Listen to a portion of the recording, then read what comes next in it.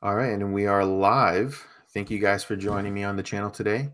Sorry for starting a little late. I was trying to figure out this Google Hangouts thing. Do you ever use Google Hangouts at all, Classy Liberal? I used to until I discovered a thing called Discord, but Yeah. I'm pretty familiar with it. So what is Discord? I've never even used Discord before. What is that? Yeah, Discord is just like another platform you use to speak to people on the internet, like Skype or Hangouts, but it's very popular among gamers. In fact, it was made for gamers actually. Interesting. I see a lot of people posting um like Discord links and stuff. I want to get into that to start interacting and stuff with my audience, but Oh, it's really cool actually. It'd be cool if you can set up a Discord and like you can talk to your audience. Some people actually like have like a Patreon thing where they'll have like an exclusive room. Like you can have like different rooms within a certain Discord server, right? And like one room would be like the Patreon room, you know? okay, I got you. Yeah, I sound like a freaking old guy right now. There's so many things I need to get up on here on my channel and things, but I appreciate you joining me tonight on this stream. Tonight I guess we're gonna be talking about immigration and I guess Latino culture, but a lot more about immigration and kind of just maybe pop off about different subjects. I was kind of talking to you before off the stream. Why were you interested? I know you kind of reached out to me, wanting to talk about this. Why is this enticing you right now? And why you want to talk about this? Well, I noticed that a lot of like before, immigration has always been an issue, but in 2016 that was the biggest issues. Like in fact, like I didn't see any Republicans talking about gay marriage, or even though that was legalized recently, or marijuana. Like it was all on immigration. That was all that I was hearing about, and it got me really interested in the subject. And I just started to hear like different sides of the issue, and it's really kind of changed my perspective on immigration and stuff like that. I got you. So if it's changed your perspective, how did you think before? I was like super liberal on it. I wasn't like to the point where like, oh, don't deport the criminals. Of course, we should deport the criminals, but I was like pretty much very against a lot of restrictions on immigrations. Like, So I you're was like, you're talking about illegal immigration, right? I mean, if you're yeah, I was we illegal gotta make sure. immigration. So real quick, so we got to make sure we make that distinction because it seems like that distinction is not like it's not really made obvious, or maybe sometimes Yeah. it's not really made apparent. Obviously, if someone's an illegal immigrant, then they're a criminal already breaking the law by being illegal. But what about, there's a difference between a legal immigrant. But go on. What were you saying? Yeah, just like learning about like illegal immigrants and legal immigrants. And there's still stuff a lot I don't know. Like I'm gonna be honest with you, I don't know much about sanctuary series, so I don't even have much an opinion on them. I just know that you should avoid them because they're filled with crime and stuff. But like I don't know anything about sanctuary cities or stuff like that. And of course I know like there are like different extremes. There's like the whole open border sort of hippie type of person. I know I'm not that for sure, but I'm not like an alt right either where like, oh, we need a white ethno state, we need to support a lot of people, and like, you know I'm definitely not that either. Sure, sure, sure. Well, I mean, we were talking specifically off stream. So one of the first things you want to talk to me about, or what you brought up, was the issue with the wall that I guess it seemed it kind of like when it started to be talked about by by President Trump and stuff, and things he was saying. Um, like I still don't even believe like a actual wall will ever be built so far. I mean, but who knows? I feel like you were mentioning to me that this election, like you're kind of young. This was you were telling me that this was your first election that you kind of you even got into this, and Yeah. you're right. It wasn't really that huge of a. I mean, immigration has always been kind of touchy topic, but now we're actually like the main platform was, yes, someone wanted we want to build a fucking wall. We want to get all rid of the illegal immigrants, Yeah. um and the person actually got in. So how did you like what do you, I guess, why did you ask me about that? What is your opinion on that? And Yeah, so personally, I don't support the idea of building a wall, but at the same time, I'm not like Like I don't hate people who support the idea of a wall, and I understand why they would want a wall. For me, I think I have a similar view as you. It's more about like efficiency and like money and like how like the wall is going to be built and stuff like that. Like I don't think, oh, you support a wall, you're racist. Like dude, you're just building like a structure. That's not racist. It's not like you're building a I don't know, like something racist or something. But like regarding to the whole wall thing, people want to decrease illegal immigration, and they feel as if a lot of illegal immigrants they get in two ways. Either they come here legally, like they visit the country and they basically overstay their visa, right? And the other Mhm. way is actually going to the border and actually crossing the river or crossing the mountains and whatnot, or using El Coyote, all those type of things, right? So how do you stop that? I honestly don't have an answer to it, but I'm very skeptical of this whole wall thing. Like I've seen pictures online of this supposed wall getting built, and sometimes it's not even a wall. They talk about like, oh, we're not, no, we're not building a wall. We're just building a little fence. And I'm like, you're kidding me, right? Sure, sure. This is gonna Well, stop illegal immigrants. You're telling me a fence or a little metal wall is gonna stop them? Like, if you're actually serious about building a wall, at least do it right. At least like, I don't know, have like something like Israel or the West Bank or something. yeah, that is interesting why you bring up Israel. So yeah, I mean, when this kind of conversation maybe first started and people a lot of people don't even know much about like immigration and how it happens with like the statuses and visas and all these things. Most people don't really unless you're actually directly dealing with it, don't really understand. Um, you know, so when this kind of topic started coming up, I did kind of think it was kind of weird, but then people were saying like, oh, we shouldn't build this. I don't think they're actually gonna make it maybe build a wall because of the cost. Like I don't know if the cost is gonna help the cost of illegal immigration. Maybe it does. Maybe it does help it. But that was my thing. It wasn't more about like, oh, we on principle we shouldn't do this. Like this is dividing. Like look what happened in Berlin. Like they built a wall and it separated families and we couldn't wait to tear it down. That's kind of a straw man argument, with the situation in Berlin. Like it was dividing a country.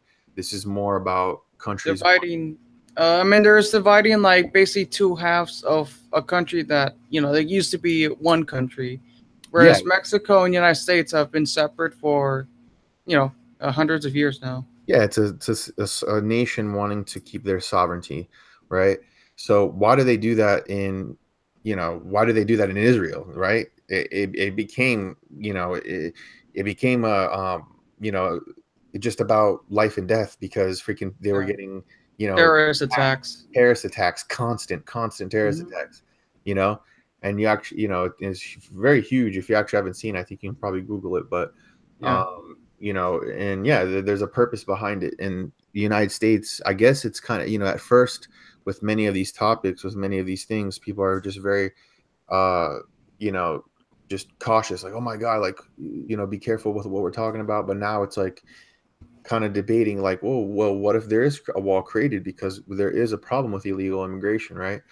As far as I go, I mean, it's not like, oh, I didn't believe like, oh, we should let everybody in and stuff, but, um, it is, you have to be sympathetic, especially to, you know when people, yeah, they say like, they talk about Donald Trump and like, oh yeah, he's saying that all Mexicans are rapists and stuff and they're coming over and raping, and it's like, no, okay, so let's actually see what he said. He did say that there are illegal immigrants, most pretty much 99% or 97% Mexican, yes, who are, it's creating this crazy war zone at the border when it comes Yeah. to immigration with people crossing over. And people don't understand that. It's kind of just this emotional thing like, oh, we are all immigrants and, we have to be, just people don't really understand like what is going on. People don't understand if, and this is something I wanted to talk about. I was mentioning it before the stream as well. You have to really consider the feasibility and maybe the importance of America and, them trying to build a wall because of, you have these criminals who come over and commit, commit actual crime, like, we're going to watch some videos here about people have been deported many times and come over and kill someone drunk driving. Usually it's drunk driving. Yeah. Um, so that is a reality that unless you've lived with, you can't really understand. All right. Let me look at the chat here very quick. Someone said that like a lot of illegals coming up through Mexico, it's not just illegal Mexicans sneaking in, it's Haitians, Africans, people from South America, even China. I want to point that out very quick because look, I don't think Trump's a racist, but like sometimes his language can be interpreted like that because it's not just Mexicans, Guatemalans, Salvadorans, Nicaraguans. It's a lot of countries. It's just easier to just say Mexico than list every single Central American country. But it is interesting though. Like there are other people that do come here illegally though, and we don't really speak much about it. Like we don't speak about the Chinese that come here illegally or the Irish that come here illegally. So going back, what do you think about? So what do you think about what's the president or Donald Trump saying the shithole comment where he said like, why can't we have people try to immigrate to this country from um, Yeah. said- About that what he comment. said. So yeah, I just want to make sure I get it out. So he said come from Norway and Japan instead of Haiti and Ecuador. I think those were the No, no, El Salvador. El Salvador. El Salvador. Um. El Salvador. Okay, I Yeah. got you. El Salvador. Yeah. I really love that comment. You know why, man? I'm not descendant. My parents are both from El Salvador. Okay. So I've been to El Salvador, you know, and let me tell you though, if you don't stay at a five-star hotel in the capital, it's not that great of a place. So when he says like these countries are shitholes, he's not wrong, but because like he's like the president of the United States, I think he has to like word things better. But at the same time, you can't just say that, oh no, like Donald Trump is wrong. How could you say that? I've been to El Salvador, man. It has a lot of crime. It's not. It doesn't even have like a proper sewage system. You can't drink the water. If you're American, the people are nice though. It's not all gangs and stuff. Obviously, there's going to be decent people in all places. But yeah, I don't think like he's like technically wrong about this. Like when Conan like went to Haiti, and like oh like you, I don't know if you saw like the picture he took of him like drinking that juice that from the coconut in the yeah, I saw that, and that is kind of disingenuous. You know, we have seen videos. I didn't really think it was a big deal because it's like, yeah, it is a shithole. You know, Haiti is a shithole. And yeah, the country, you know, even where I'm from, I'm Brazilian. I'm from Brazil.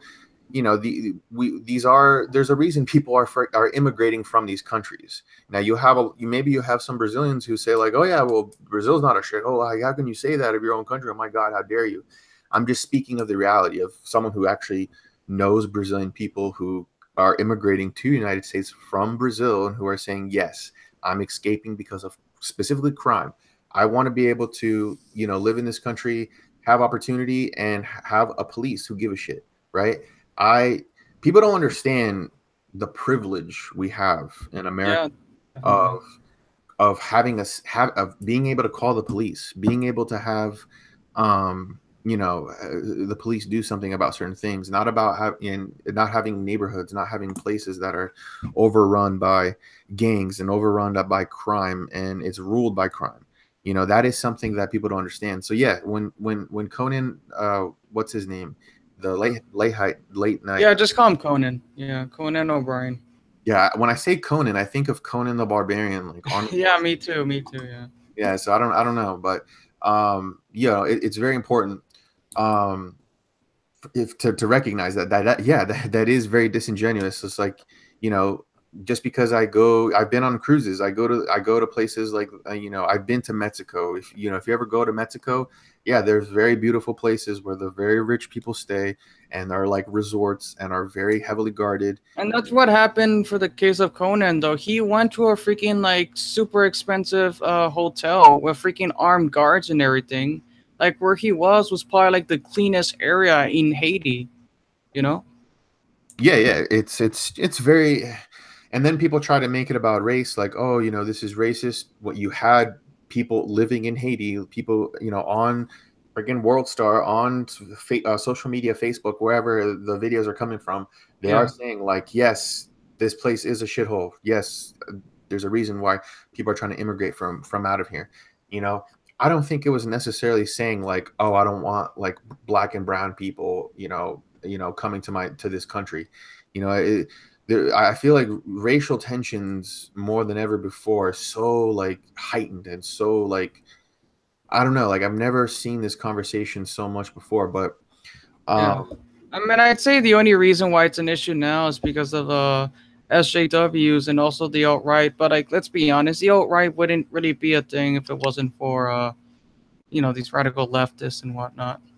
well, I mean, speaking of the alt right, like I actually speak to this. I speak to this follower of mine on Twitter, and he's very deep in the Happa subreddit where he used to be, Hmm. and he posts things about just this culture of people online, and like there's this whole movement behind it. Like I had a conversation with him.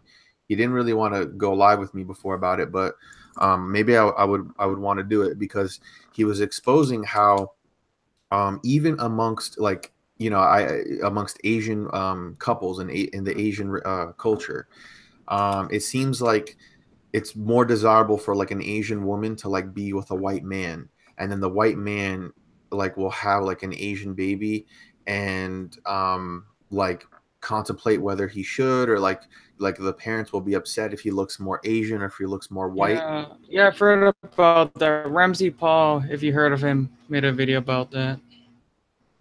I haven't heard of him, so yeah, this Oh, this was really? all new. Yeah, this was all new to me. I mean, there was some other YouTube, I forgot his name. He was also talking about this, but we went deep, and they were talking about just this craziness. And now that I'm seeing these alt right people talk about like this is only for white people, da da da, but they have no problems, and then they get upset about miscegenation, they get upset about interracial dating, but they have no Hmm. problems going after Asian women and having children with Asian women. A lot of these white supremacists, even I think Richard Spencer like openly admits it, like that he prefers to sleep with Asian women. I mean, I could be Well, wrong. to be fair, if you ask him now, he'll probably say, "Oh, I'm not into that anymore. 1488, we must secure the existence of the people, Yeah, whatever." He's changed his views on that actually. But no, a lot of people in the alt right actually like really into anime and like Japanese culture and that is kind of indulge themselves in hentai, that, and that is it's that is really kind of weird. hypocritical. Why is there that marriage of white supremacy or of an Asian hentai culture? Like that's I see this stuff online. The only anime I ever liked was Dragon Ball Z. Dragon Ball. Yeah, Yeah. and I feel like more than white people, it's freaking black people who love Dragon Ball Z. Like there's this YouTuber, I forgot his name, but he like posts like Dragon Ball Z episode recaps, and he's so like pumped about it, and like it is kind of something predominant in the black culture. I don't know why, but Yeah. that's the only anime I ever dug. But now this other anime stuff out there, I don't really watch, but to be honest, Sure. but Yeah. they're heavily into that. They're heavily into the anime. But let's get back on track here. Sure. Sure. So yeah, you wanted to talk about immigration. So yeah, it is interesting about this whole topic of a wall, and the kind of the current climate about this. Them doing with the thing with the Dreamers. By the way, my channel name Revenge of the Dreamer has nothing to do with the I was Dreamers. gonna ask you that. It's like, are you trying to get back on Obama or something? So you actually thought that? I was suspecting that honestly, because you're Brazil Latino, so I don't know.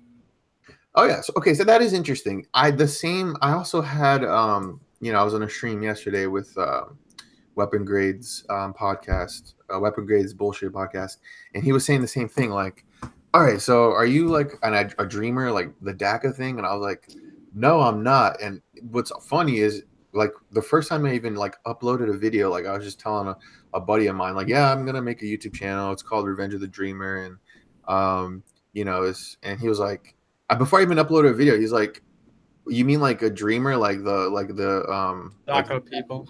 yeah, like the DACA thing? And I was like, what is that? And he explained it to me. And I had heard about it before, but I never even thought about it. I never thought like it was total like just has nothing to do with it.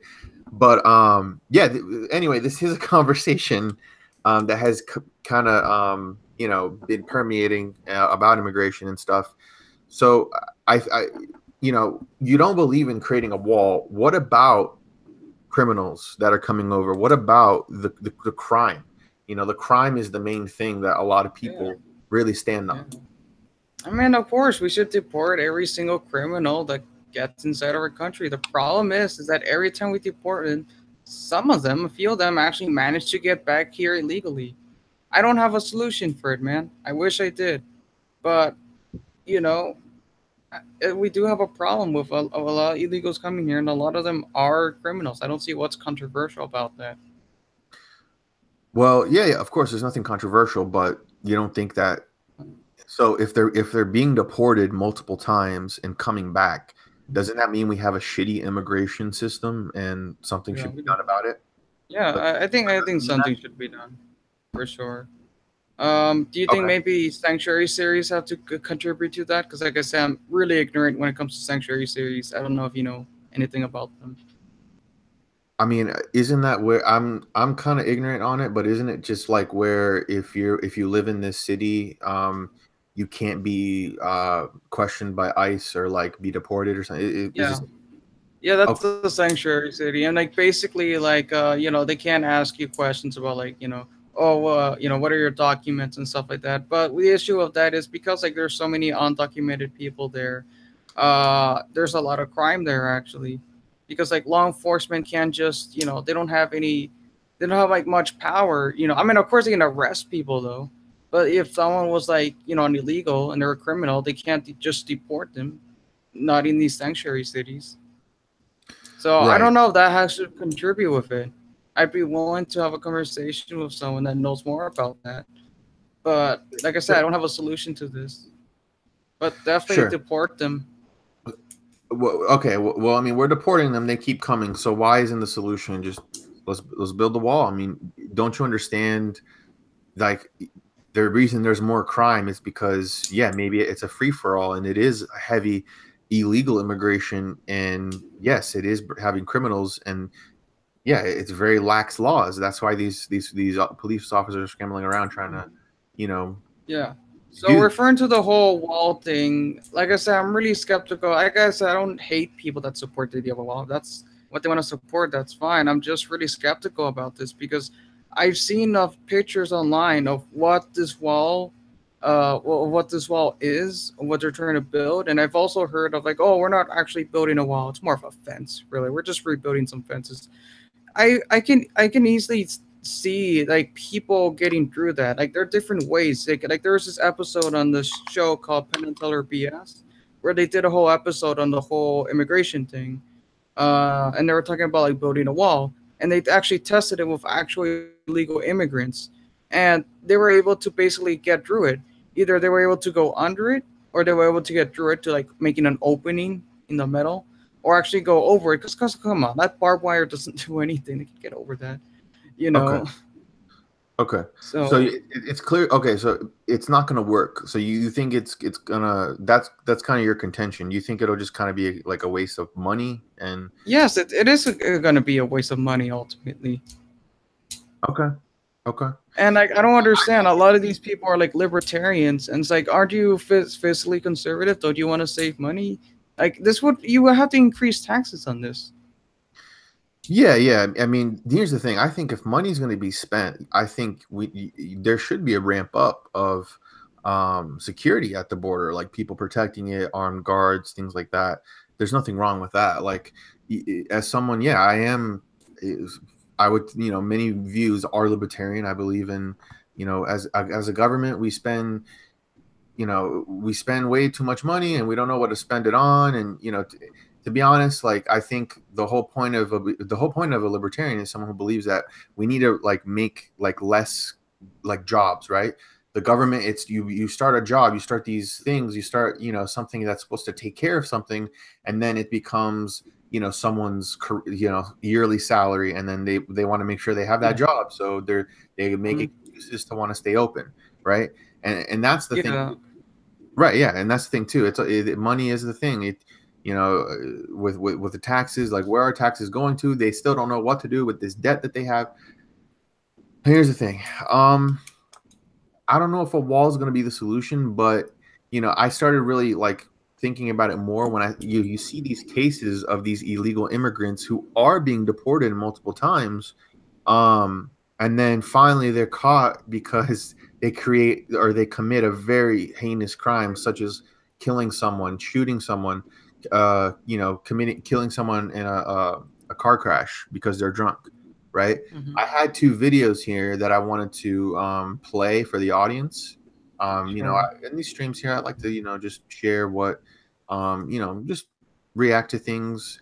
My whole when I started with this channel, it was to kind of react to what's going on out there and stuff. So, maybe I just wanted to, show this to the audience and see, kind of these are some kind of cases I see where it's like, yeah, like it becomes like, all right, we need to do something, right? So, Mhm.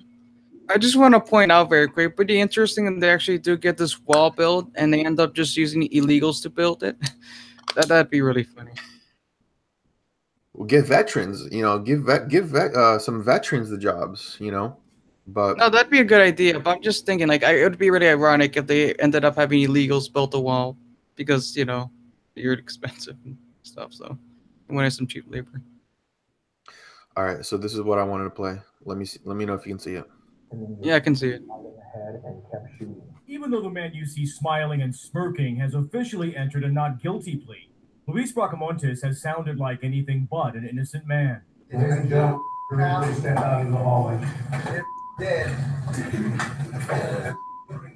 That was part of his expletive-filled rant on Tuesday inside a Sacramento County courtroom. A Mexican illegal immigrant with an extensive criminal history went on to say he should have killed more cops back in October of 2014 when he gunned down Sacramento County Sheriff's Deputy Danny Oliver and Placer County Sheriff's Detective Michael Davis Jr. We'll break up soon. No, still more. His lawyer even admits his client pulled the trigger. So why is the Bracamontes trial to decide his guilt or innocence moving forward? Here's why we're still in the trial. Mark Reichel is a well-known Sacramento attorney. Whether he shot them or not is not the issue before the jury really anymore. What's before the jury is, was he insane at the time that he did it? His lawyers allege Bracamontes was high on meth during the killings and didn't know right from wrong. But Judge Steve White has rejected a not guilty by reason of insanity plea and has ruled Bracamontes is competent to stand trial. Legal experts say that doesn't mean his lawyers can't play that card anyway, positioning their client for the penalty phase. For due process reasons, in our developed criminal justice system, it may be difficult for people to grasp, but we want to punish guilty minds that understand they're guilty.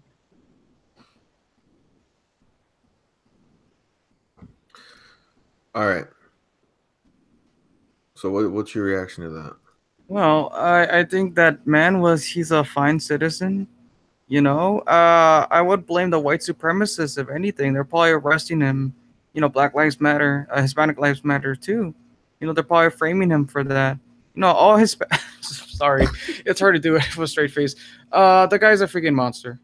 It's freaking insane. I don't know. Well, there's no debate there. It's funny that you kind of started out saying that. I went to this video on this other channel, and I saw a whole bunch of comments of like, good, like fuck cops, fuck these dead cops. Like I have no sympathy for these cops who are Hmm. killing our black children in the streets.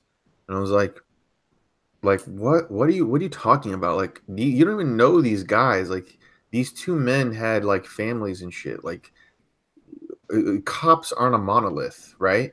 So if we Exactly. have bad cops out there, like you, that's kind of what I mean, look, I live in Miami. Police corruption is really high here. In fact, like a few months ago, I remember like some cops were actually busted for like some like illegal drug dealing and stuff like that. That okay. doesn't like let me change my whole opinion if I meet a cop. Like if I meet a cop, I'm not gonna base them based on like what like some other cops have did in the past. I'm very dedicated to individualism. I believe in respecting the individual, right? Because what is the smallest minority in any society? It's the individual, right? So these cops are Sure. people. Are there some bad cops? I'm sure there are.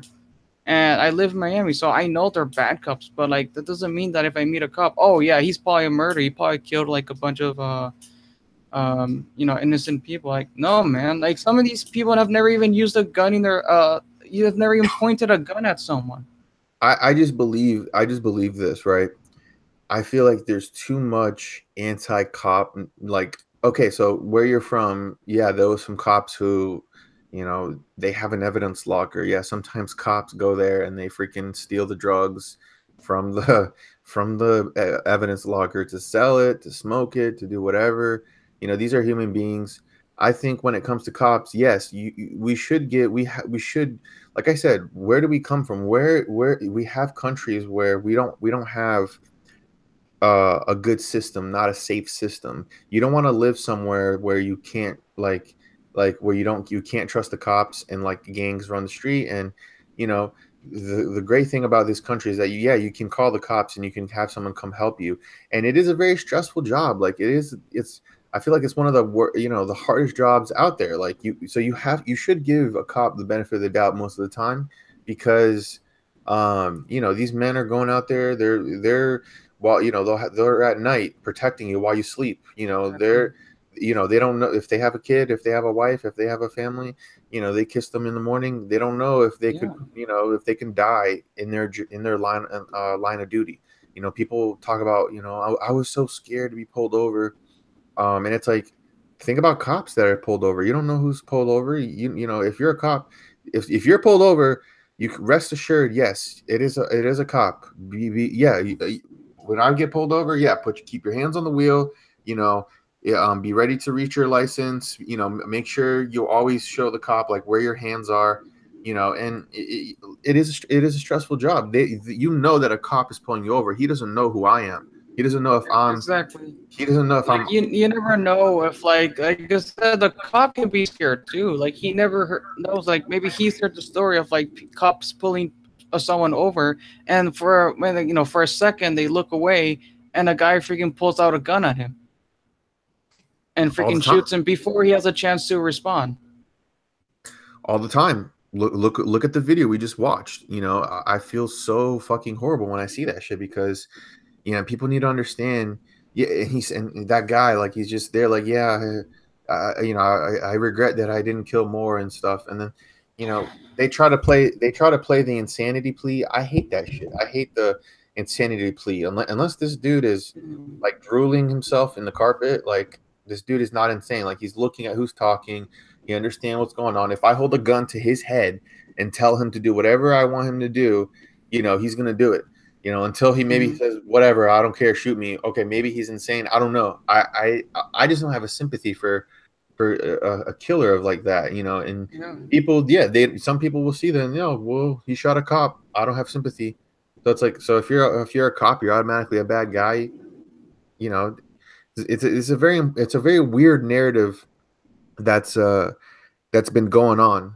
Don't you agree? It is a bad narrative. Like I said, I'm all for getting rid of police corruption, and in America, especially where I live, it is an issue though. But that doesn't mean that like oh, every single cop is part of this whatever white supremacist system, whatever the BML is trying to espouse. Sure, sure. So I mean, what do you see the cases though that happens with these undocumented immigrants? Yeah, What? I heard, I saw this post. I don't know if it's true because I don't, not everything in the internet you read is true. But I heard like some two people who are actually like DACA individuals were actually killed like two girls, right? And like basically they got off with like a slap in the wrist, basically, because oh they're just they, kids, they got off with what? What is it? just a slap on the wrist. I don't know what the sentence was, but the sentence was a joke basically, It and they was. killed like two innocent girls. It wasn't a good sentence.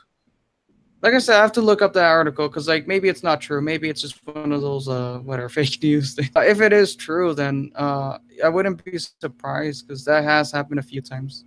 Can you understand? Like, would you say though, like, let's say you have a family member who is killed by someone in a car accident. You would Mhm. understand an anger if, let's say, it was an illegal immigrant who killed your family member, versus maybe just whoever, maybe some person who was also drinking. Um, do you think that changes like your opinion or like what you think? That's a good question.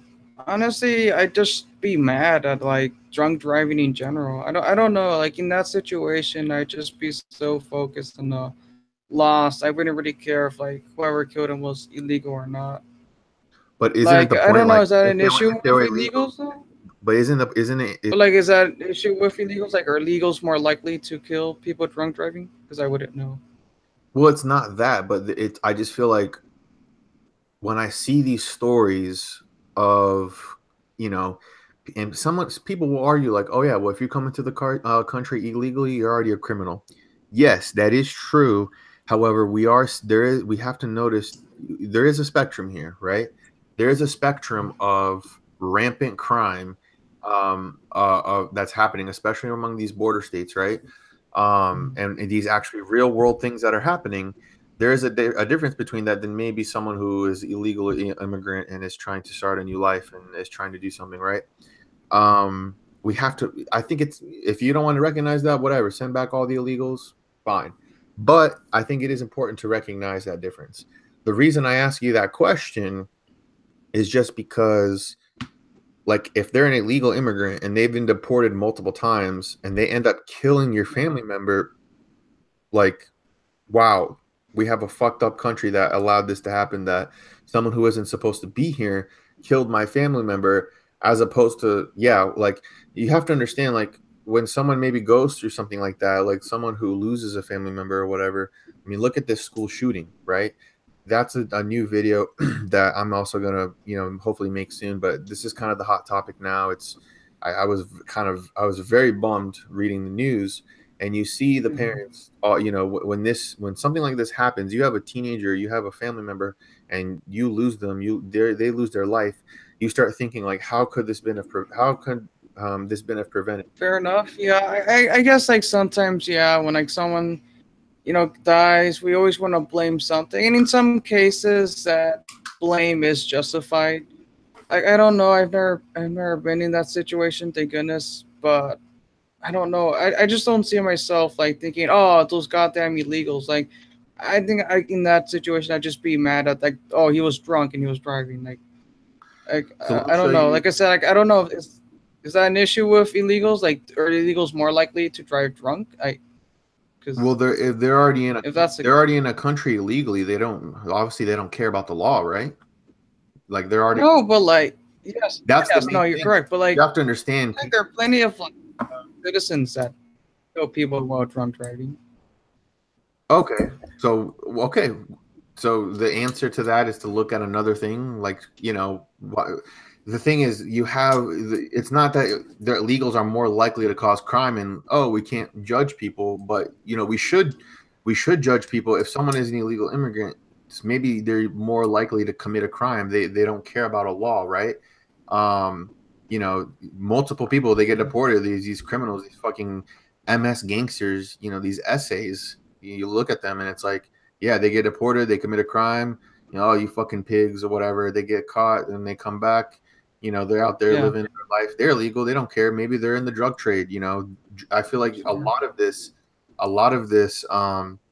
stems because of the drug problem in America, and drugs crossing the border and stuff. Um, I think it is an important reality. Here's another video I just wanted to share with the audience. Let me pull it up here. Okay. Someone actually commented. I think you're talking about that MS-13 gang that killed those two girls in New York. Troubled A. Yeah, I think it might have been that actually. Okay. Troublesome. Yeah, I'm sorry. I'm just yeah, reading chat. I don't know if it was someone from DACA specifically. But here, let's watch this. To the outrage here after a verdict in San Francisco. A jury acquitting a homeless, undocumented immigrant in the killing of Kate Steinle, who died on a pier by the bay while walking with her father. Kate's death has been a political lightning rod, but the jurors were asked to consider only the facts of the case, including whether she was targeted or whether that bullet ricocheted off the pier. ABC's Clayton Sandell is in San Francisco tonight. For Kate Steinley's family, the not guilty verdicts are a new shock after the 32-year-old was gunned down in 2015 while strolling along San Francisco's waterfront with her father. You could feel she was fighting, gasping for every breath, she fought right up to the end. Jose Garcia Zarate was charged with murder, the case becoming a political lightning rod because Garcia Zarate was in the U.S. illegally, deported 5 times already. It was an illegal immigrant. Came over, went to San Francisco. We have to end this sanctuary cities crap fast. Fast. Jurors were never told that about 3 months before the shooting, Garcia Zarate had been in jail on drug crime. I just want to point out something. What barber does this guy have in freaking, like, in the jail that is giving this horrible hairline? Like, what kind of haircut is this? Like, I was just gonna even comment on it, but what is this? Like, this looks like someone who just plays with the freaking clippers and just shaves the top of their freaking hairline off. But I just wanted to comment down on that real quick. San Francisco authorities released him, ignoring a request to turn him over to immigration agents. He never denied shooting Steinley. Did you shoot Kate Steinley, the lady who was down on Pier 14? Yes.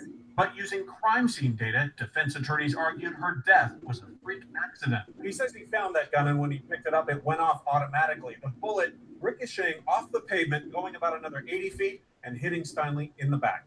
The jury acquitted him of murder and manslaughter, but found him guilty for possessing a gun. The verdict that came in today was not the one we were hoping for, but I think it's unequivocal. Both sides gave it their all. And because of that gun conviction, he could spend additional time in jail. But after that, federal authorities want to take him into custody, and they hope deport him for the 6th and final time. 6th and final time. Maybe 6 times the charm. You never know. I mean, so that is crazy. So, I mean, I am going to ask you again, you have to understand, the circumstance, right? So the circumstance of you're at the freaking pier just walking, and an illegal immigrant just picks up a gun. Who cares if he aimed it and was like, it's like you're gonna blame. There's some negligence comes into this too, right? Like you're gonna if you have on New Year's and 4th of July, people who have guns and they just shoot in the air, woo, just shoot the gun in the air. That bullet comes down, right? And sometimes it could hit something or hit someone, kill them, and you're still gonna blame that person for shooting that gun because that's the circumstance. This is right? the common practice with Latinos, by the way. What's the common practice?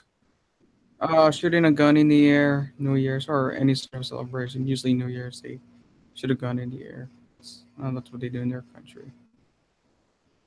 Yeah, so maybe some Americans do it, but I noticed this mostly Latinos. Right.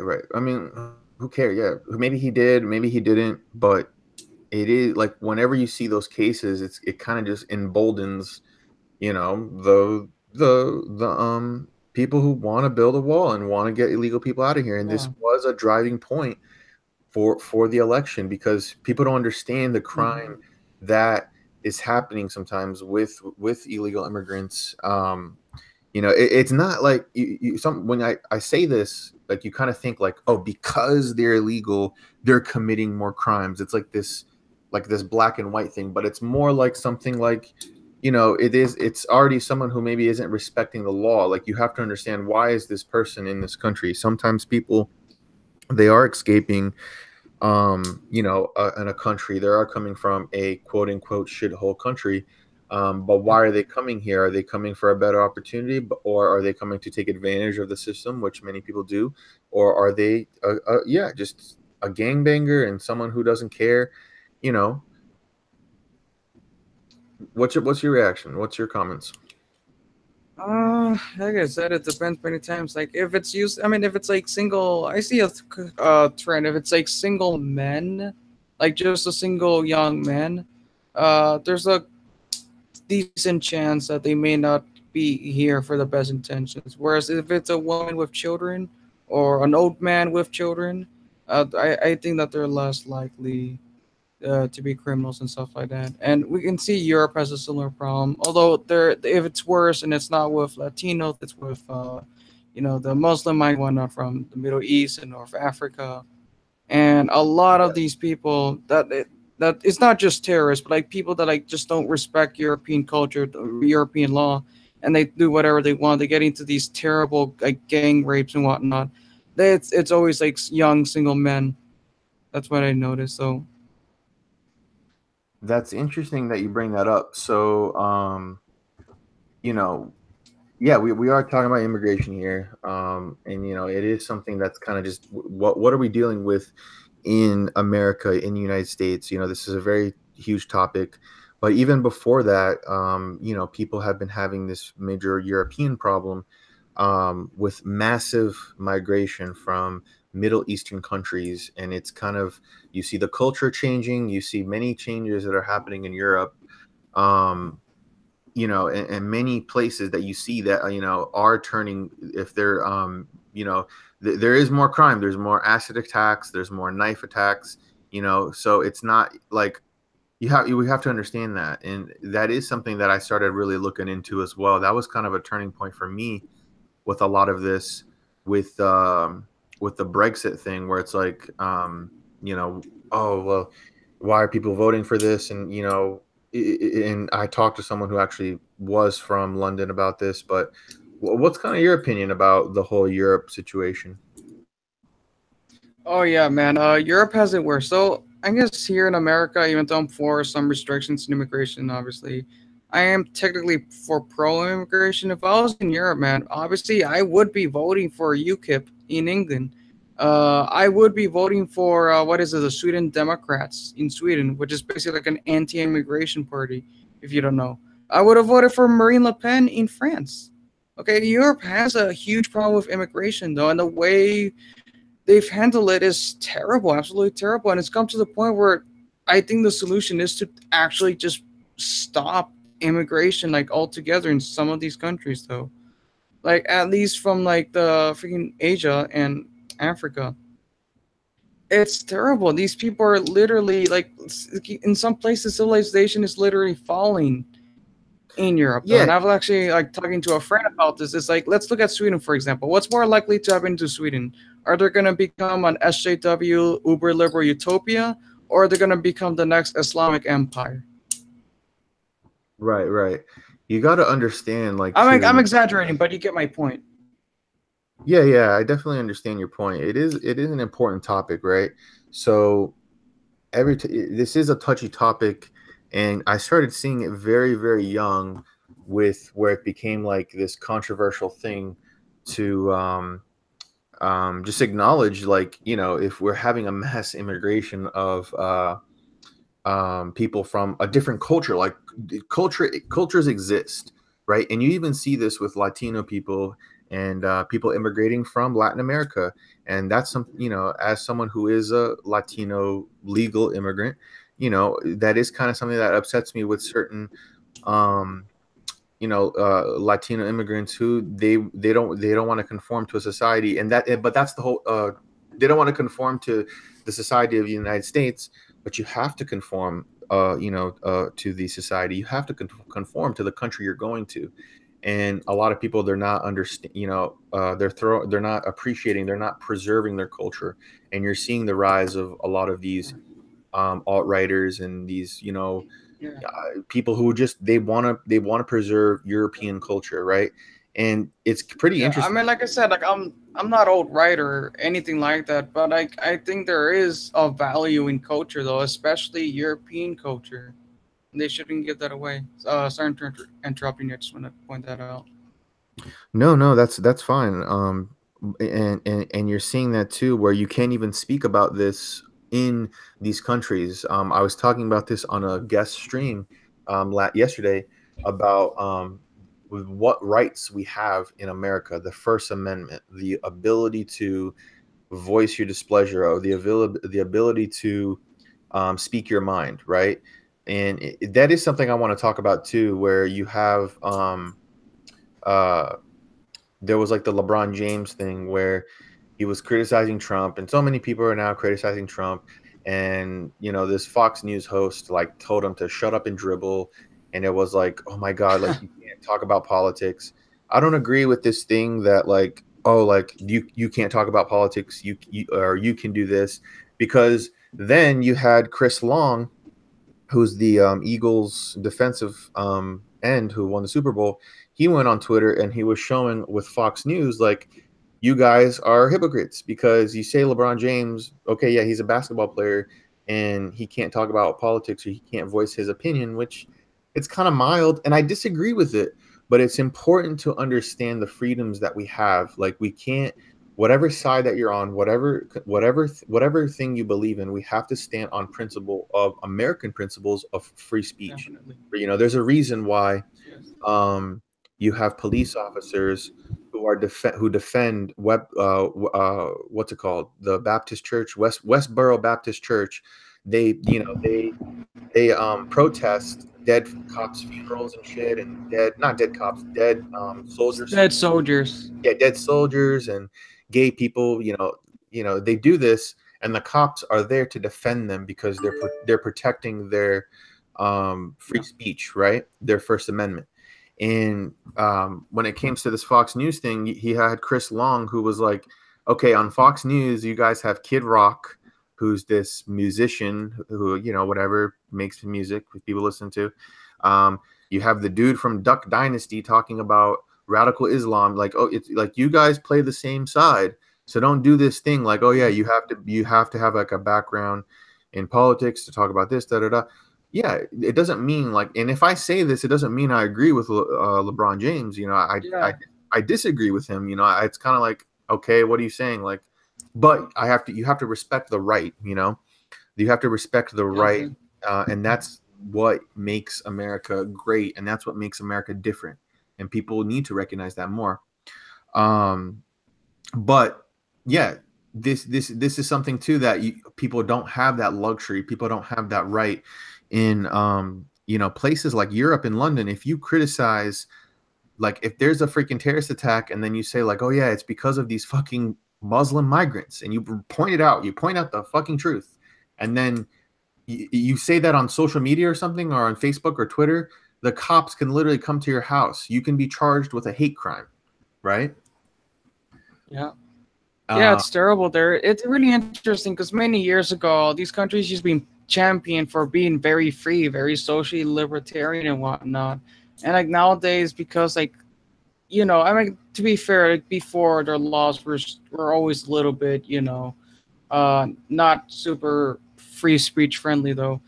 But nowadays it's so bad that like you can't even have like a moderate opinion on things though. Like just saying that I'm kind of skeptical of this whole bring them all thing, bring them all in. It's like, oh, hate speech. You know, yeah, hate speech is kind of like blasphemy. yeah, hate speech is kind of like a weird topic, because I have family that lives in Canada. I talked about this before, but I think it's an important topic, where we're because we have the First Amendment, because we have these things, um places like Canada doesn't have that. They have hate speech laws where, and you ask someone who lives there, maybe, or you ask someone, it's like, so do you agree with the hate speech law? And someone will say, of course, yes. Like, what if someone says something racist to someone? And just because I hold this opinion, I don't believe in like people, we should be allowed to treat each other, um, like, be like I'm endorsing racist, or like I'm endorsing someone to, cuss someone out. I'm not endorsing hate, right? But this is what I'm endorsing. I'm endorsing the law and the government trying to dictate a law and trying to have an interpretation of a situation, because if there is, and this does happen in Canada, it's not a perfect place. They try to say that no one is racist there, and it's this it's diverse central, everyone's okay with it. Yeah, sometimes you have people who are there who are like, oh, get these Indian people away from me, you fucking brown people, and like, just being very racist. And that lady or that person is punished by society, right? They're punished by society in the way that, wow, that person is going to become a social outcast. That person is not going to have many friends. People want to stay I away. mean, let the bigot out themselves. Yeah, exactly, right? That person is gonna be ostracized. Society is already punishing that person. But because of a hate speech law, when the government steps in and can literally, charge someone, like fine someone because of something that they say, right? And people agree with it. Like you see these cell phone videos of people going on outbursts and stuff, and they're fined by the government like 2,000, like 3,000, 5,000, $10,000 sometimes, and it happens in comedy. There was also a case with this comedian. He was at I think it was in like Ontario, somewhere in Ontario or Canada, and he was like performing and like making jokes. And if you ever go to a comedy show, of course he's making jokes, and you want to be offensive. You're pushing the line, and you do see this kind of PC culture affecting comedy too. So he was making jokes, and then there was a female heckler in the crowd, drunk off her ass, trying to bother him, and he called her like a fucking cunt or something, or just was kind of telling her off. And he was literally fined like $20,000 when she complained. Um, I have a question. Was this comedian white? I don't know, but I don't Because even. I'm thinking if Kevin Hart went to Canada, like would he be fine? I mean, he's technically a quote unquote oppressed person of color, so I don't know. Kevin Hart is not It's oppressed. an interesting. No, he's not. But I'm just saying I though, know. like his comedy's kind of very like raunchy and that sort of stuff though, and he's pretty good. I like him. But I'm just saying though, like they always go after the white comedians and don't go after like Kevin Hart or what's his other Dave Chappelle, you know, Yeah, or I even mean, Fluffy.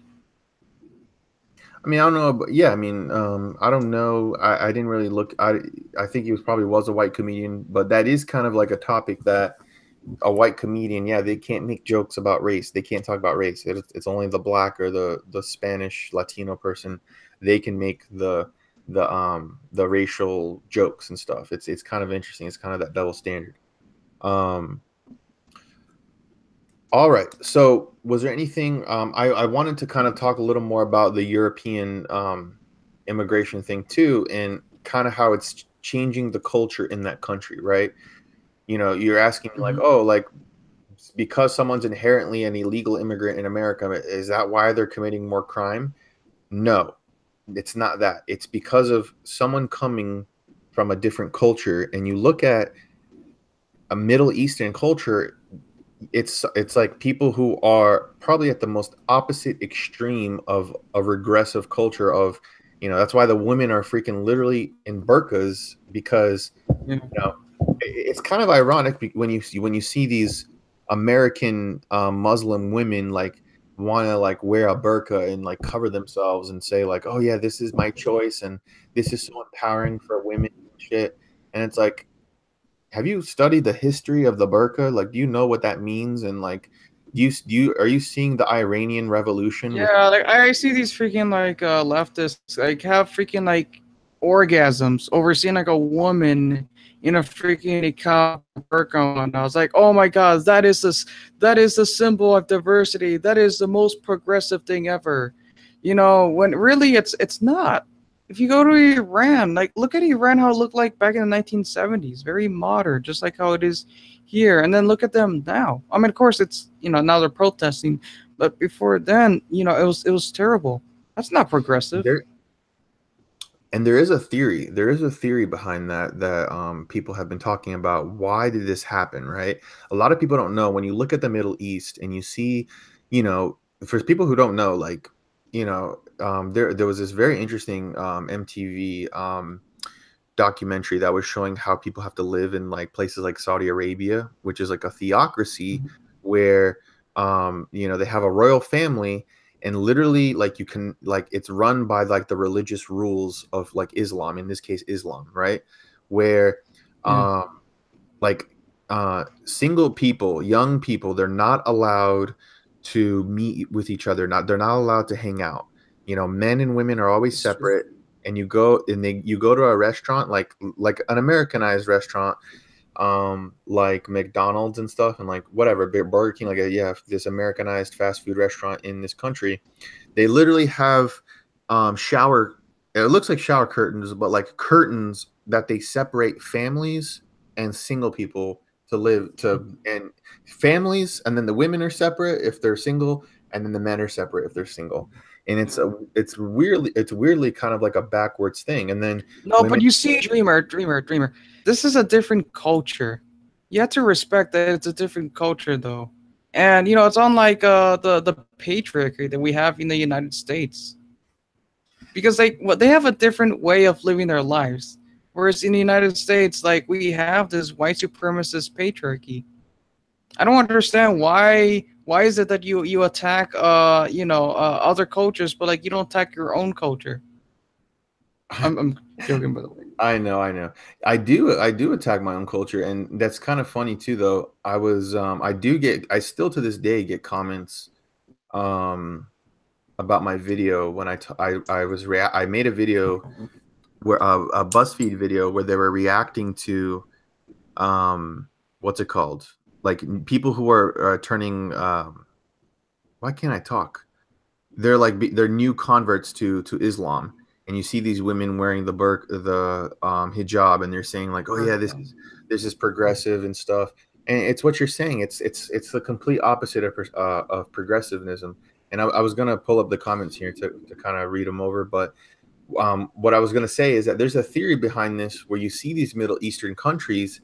Yeah, you do look at them in the 1970s and the 1960s, and they were way more quote unquote progressive than they are today, where it had women weren't, dressed as beekeepers or, in these freaking, Sure. black garbage bags looking things.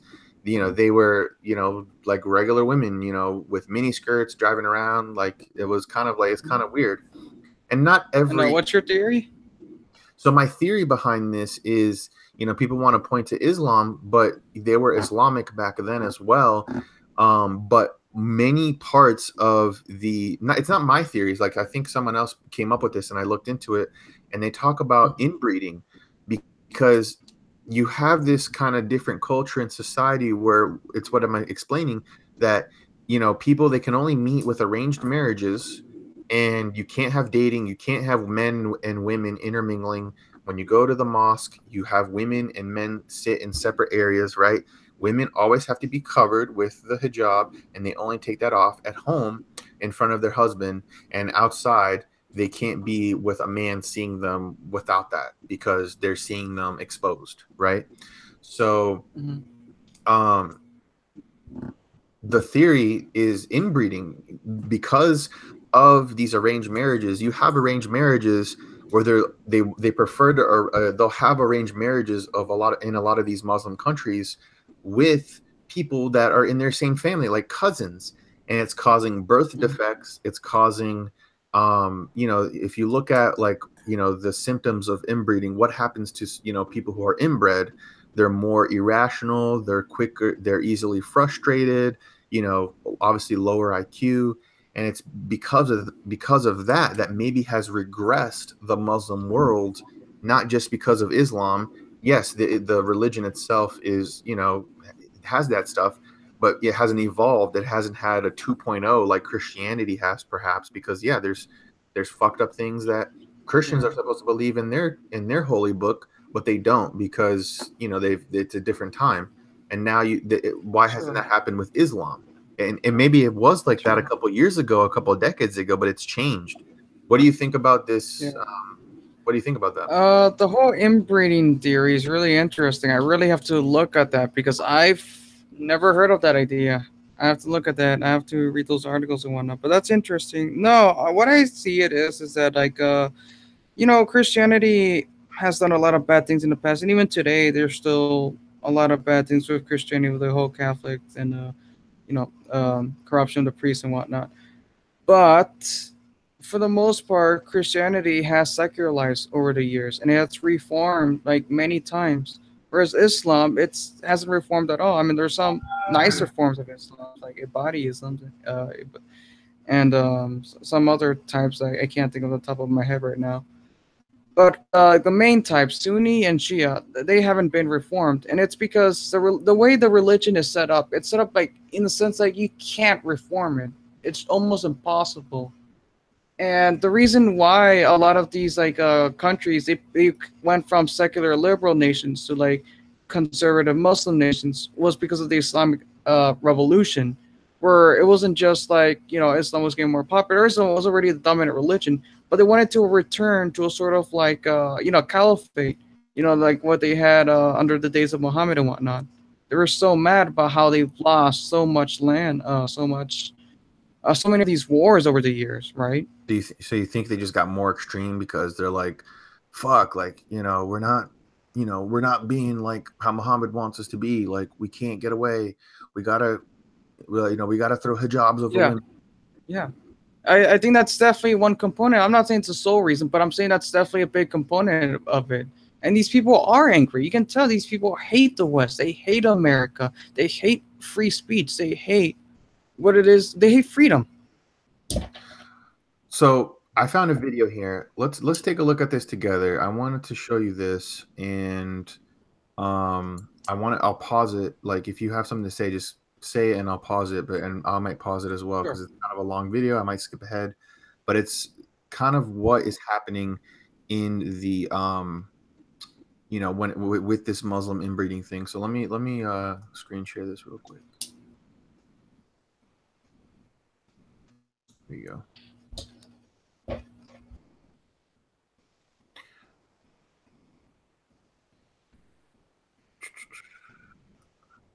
Can you see my screen? Yeah, I can see it. All right, cool.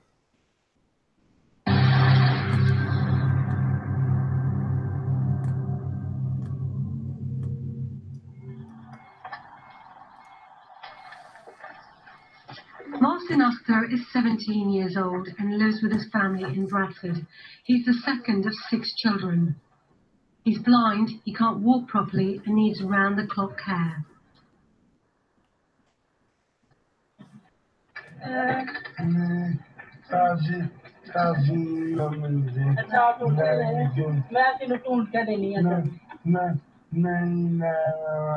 अभी अबू आते हैं ना हैं अबू आते हैं ना फिर चलते हैं अच्छा चला क्या करांगे गाड़ी चलानी है गाड़ी लेके देनी Martin is losing his hearing. His speech is seriously impaired, and he understands little of what's happening around him.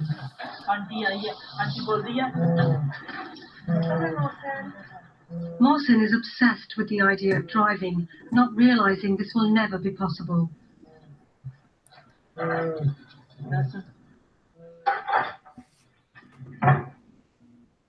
Martin's younger sister Hina is 13. She's the Akhtar's 4th child. Her sister Zainab is 11. Both sisters have inherited the same disease as Martin. They can neither see nor hear. All 3 children have an extremely rare genetic disorder called mucolipidosis type 4. Their bodies cannot get rid of waste products properly, affecting everyday brain function from vision to movement.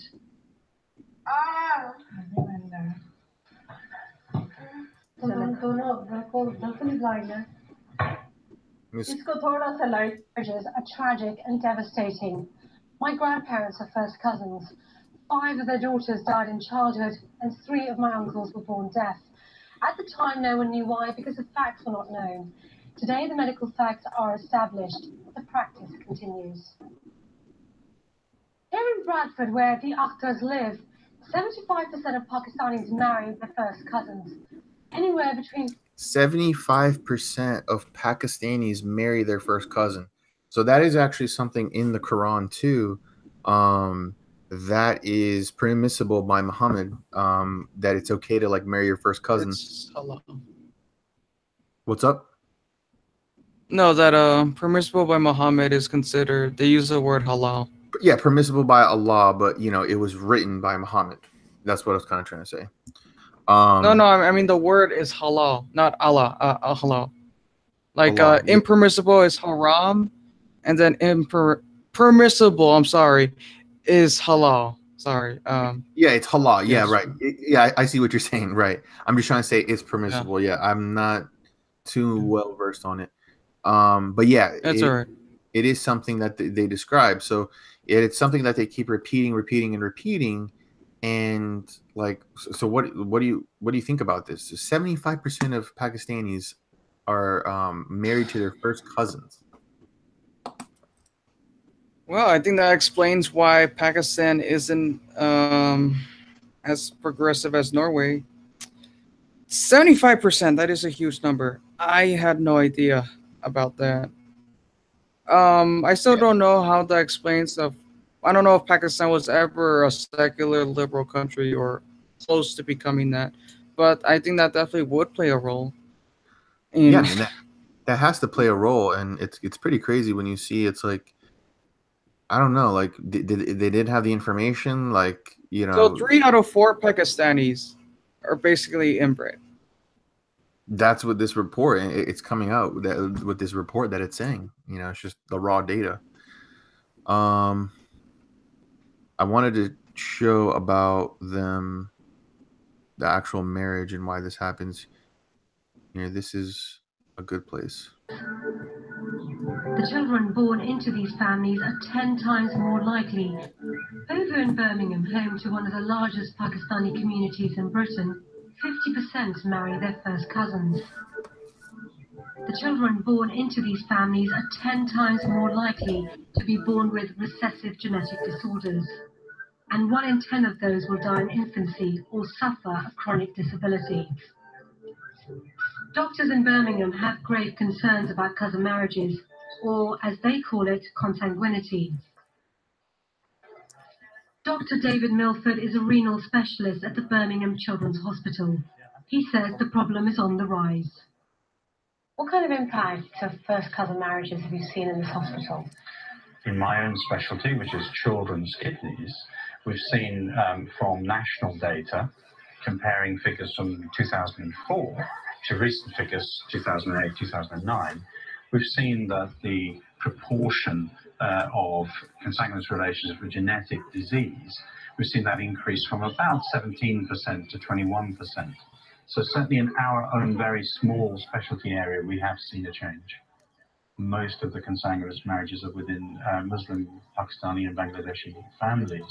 So for us, it's wherever populations of those origins, where they're concentrated, that's where we see the highest amount of genetic disease.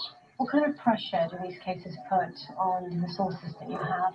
We see some children with very serious disease. We've had children who have presented soon after birth with kidney failure requiring artificial kidney treatment, and they then go on to require kidney and liver transplantation to correct their genetic defect. And then we see other children who are more mildly affected, who have some degree of kidney impairment, but not enough to require artificial kidney treatment or transplantation. So it's quite variable. All right, so I don't want to watch too much because I could get stricken for copyright, but that is pretty interesting. So this is something that is not really talked about, with, no, most people I talk to them about this, they have no idea about this. And I feel like it is a much more, it is a much bigger factor when it comes to like what they're trying to do with the cultures instead of Islam. Like Islam, I do feel like it's probably, it is it's a religion it was supposed to be spread by the sword. I understand that there are kind of just, what's it called? Moderate Muslims that, pretty much just choose to ignore the fucked up things. They just want to live a happy life. They want to pray. They want to just, they're still, they want to preserve their Muslim culture. Maybe this inbreeding that's happening, that's what's kind of regressed. Maybe that's what happened. You do have the interesting thing too, where you say about them trying to like return to the caliphate, and oh, we need to return to what Muhammad wanted for us. The days of Muhammad. That is it. I have to take that into account as well, but I would say this has to be a factor.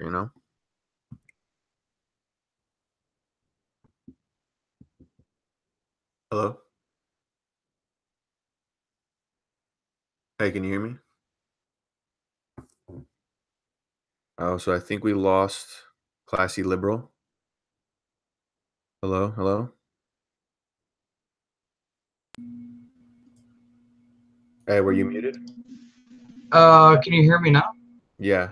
What's up? Were you muted or did you just drop connection? That's freaking weird. Give me a sec, man. Sorry. Do do do do do do do. All right, can you hear me now? Yes. How's the audio?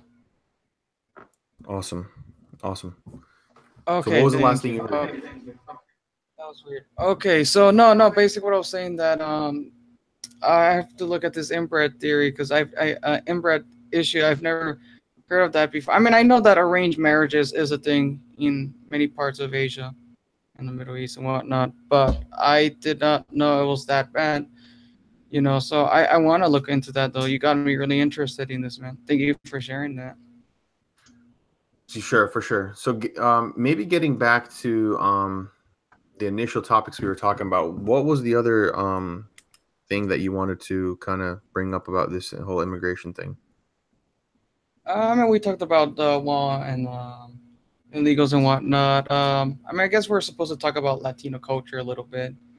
Uh, just like my experience as a Latino living here, and that basically I have assimilated. I mean, I was born and raised here, so it's easy for me. But many people I know who've immigrated here have assimilated very well to American culture and share American values, though. Yet at the same time, if I were to go to like let's say I don't know like Oregon or Washington State or New Hampshire, Vermont, like it'd be a lot different though because I'm so used to living somewhere where basically everyone speaks Spanish. Like if I go out right now, I can bet you like most of the people I'll see would be Latino. And if I go to McDonald's, I can bet like 6 out of 10 times they're probably gonna like ask me for it in Spanish, which I don't really mind because I'm used to it. I don't really care. But like when you go to like other places in America, it's always English. Everything's always in English. There's no Spanish thing here. So I don't know. Like, how do you feel about that though? Like, you think Latinos are good at assimilating, or I mean, I would say, I mean, not all the time. I, I mean, you do look at places like, very places in South Florida where, yeah, like you go to places you can't find someone who speaks English. I don't think that's right. English is the primary language in this country. And there are places where people just you have to speak Spanish. Living in Florida, I even though I'm Brazilian, I spoke Portuguese. I had to learn to speak Spanish living here, dealing with business. It's for opportunities as well, networking with my job and things. um Mhm. so it is important. It was important for me to learn Spanish. As far as assimilation, I mean, this happens many times with many cultures that immigrate to the United States, not just Latinos, but Croatians, Greeks. Sure. They kind of want to stay together. That is kind of just a natural human thing. People want to stay around people who are kind of like them and stuff. As far as them assimilating, it is weird. Like it is kind of interesting where I had my cousin who lives in Canada, and she kind of even though I live in it's kind of a normal place, nothing where like everywhere I go, like different people speak Spanish. Obviously there's a lot of Spanish speakers here, but then she said, when oh my god, when she's like, oh, when I went to Miami, I thought I was in a different country. Like everyone was speaking Yeah. Spanish. It was like so different. Like it's so weird. I've never experienced that before. Um, I did kind of find her reaction interesting. Yeah, no, I just want to like touch upon that though, because I think it's really interesting. Like, most Hispanics here have assimilated well, and there's some good things from Hispanic culture that we brought over here that has made Miami a very vibrant city, though. With Cuban culture and whatnot. But at the same time, though, I feel that there aren't enough people that Like there are just too many people who haven't bothered learning the language, and that really bothers me. People who have lived here for 20, 30 years never bother to like even learn like a few words in English. That is kind of that is kind of fucked up. That is kind of fucked up when you have people who do live in America and they don't learn English. Like, come on. Like, it's not that hard to learn a different. I mean, it is hard. Don't get me wrong. It is hard to learn a different language. But when I say that, when I say it's not hard, I say that it's never. I mean that it's never been easier. There's so many Yeah. resources now, and you have like, my dad. I remember he would, who was learning English. He, immigrated. Basically, he was from Brazil, and when he was 18 years old came to live in the United States. And he lived in Mexico for a while. He lived in, different parts of South America, traveling. He lived in Texas, as well, for, in the 80s. And he would tell me, like, he would go to, like, English classes, and it would be full of Mexicans, full of people speaking, who spoke Spanish, who, quote unquote, wanted to learn to speak English. And then they would have the classes, and then when it was time for them to, like, break out and just do their own thing, then they just reverted to speaking Spanish with each other. And then he was talking to the Sure. professor one day, and the professor was like, yeah, when these people who are going to learn how to speak English? Never. They're just speaking Spanish with each other, so what's the point? Why are you coming to class? Yeah. um Yeah. I mean, I'm not too worried about it though because like I said, like I'm pretty young though, and I've noticed a lot of like the new generation are okay learning English. Like I went to a school where like 80%, well, more than that. Who am I kidding? 90% of the students were Hispanic and Latinos, and they all could speak English. Even the ones that were immigrants that just came here recently, they picked up the language fairly easily. Of course, because they're younger and easy, and it'll be easier for them. Like I don't see like that big of a problem. I just see a problem with like older people. It's mainly with older people, like 20, 30 and up though. But like people who came here in their teens and younger, they pick it up, or at least their children are gonna pick it up eventually. right, right, yeah. It is an interesting thing that you see. So, yeah, speaking about Miami, we off stream. I was kind of trying to talk about that too with the immigration laws. So apparently, like with I remember. So, we have all these illegal immigrants, right? And we have people trying to immigrate to the United States. A lot from South America, Latin America, Central American countries, right? Usually for a lot of times for better opportunity, they want to, we are this is the best country, right? United States. People want to hate on America so much, and oh my God, these socialist countries are so much better. But it's like, yeah, you don't go live there. Germany is so cool because they have free healthcare and they have free everything. Oh my God, that sounds so cool. Yeah, they also have a 48% income tax. That is insane. That's like half. So you work for half your salary to be taken away with taxes. Um, so people don't really understand. America has that opportunity. America has these laws and these things in place to help people with, any dream, anything that they want to achieve, they can achieve it here, right? Um, but so that's why you have a lot of these Latin American people trying to immigrate to United States. I always found it weird. I found it interesting. They're coming from countries that are definitely low. Not a they're not as great as a country as America. And um, you have the Cuban thing. That's what I was trying to talk to you about pre-stream, where it Wet was. foot, dry foot. What is it called? Wet foot, dry foot. Yeah, wet foot, dry foot.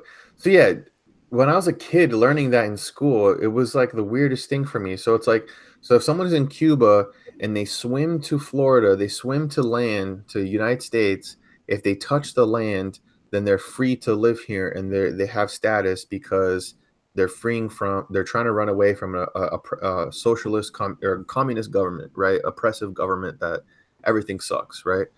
Um, but so if someone is coming from a shitty country, like, yeah, another whatever a country that has just Haiti.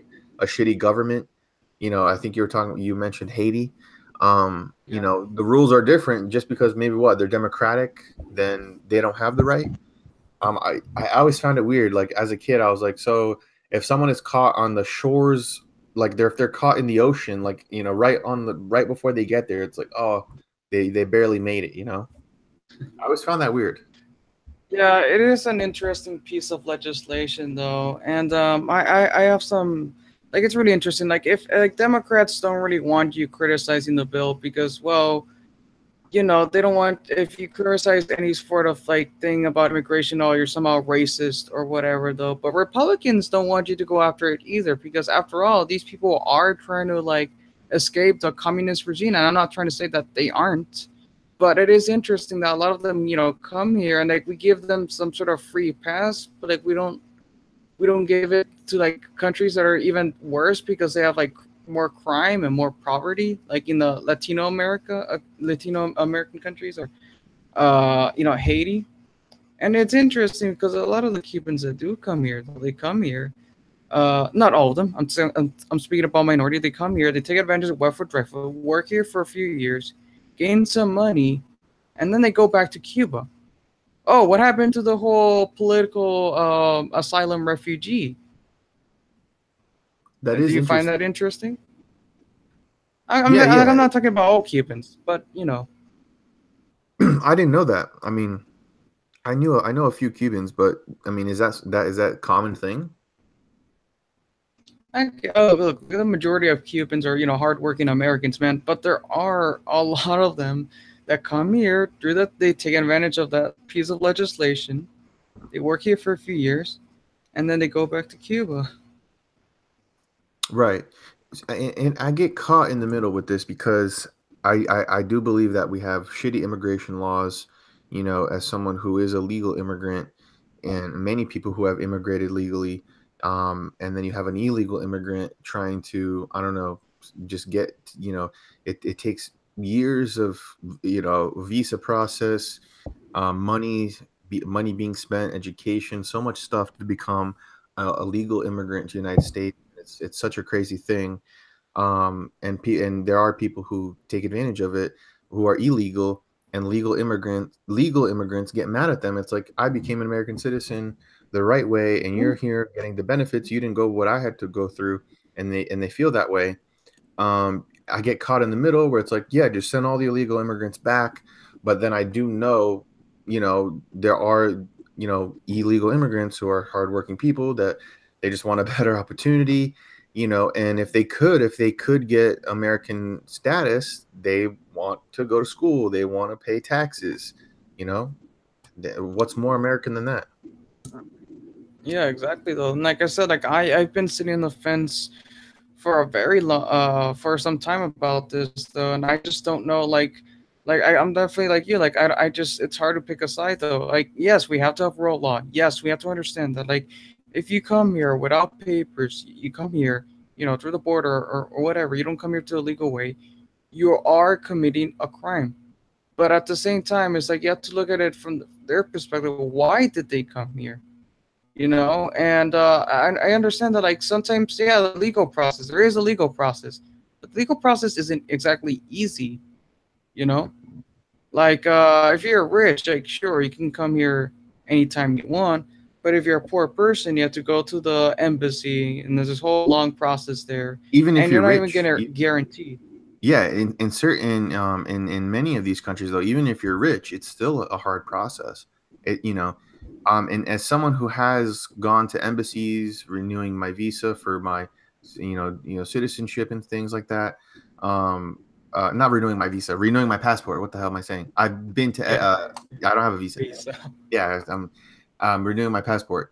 As someone who goes to embassies and stuff, it's like the people who work there, like, they kind of have like this, I don't know, sometimes, like, depending on, like, a lot of these government places, depending on the time of the day, or like who's helping you, who's servicing you, maybe they don't want to help you, maybe they don't feel like helping you, maybe they, don't want to explain. I know someone who was trying to, like, get their green card, and like it was so much unnecessarily, like, um, confusing than it had to be, and it was all because of these inadequate and incompetent people working at the place they were going to.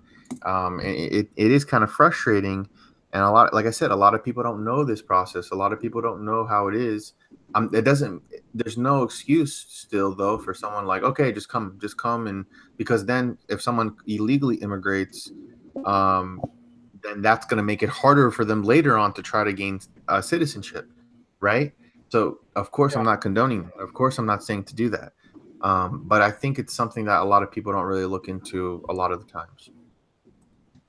Yeah. Give me a sec. I just want to read one of the comments here. Palace 486 says they come to USA and try to make it the same uh, as they came from, and then he says, "Yeah, it's common with people." Okay, so there are people that do agree with me. Good. It's I'm not alone in this. Because I can't really say this where I live. I can't talk about this like with other people. It's a really tough, touchy subject. Referring to the whole wet foot, dry foot policy thing. Right. Like I Yeah. can get in trouble for this. You can get in trouble for this. No, I mean like not legal trouble, but like some people are just not gonna like what I have to say. So what? That doesn't. So you're not going to say it?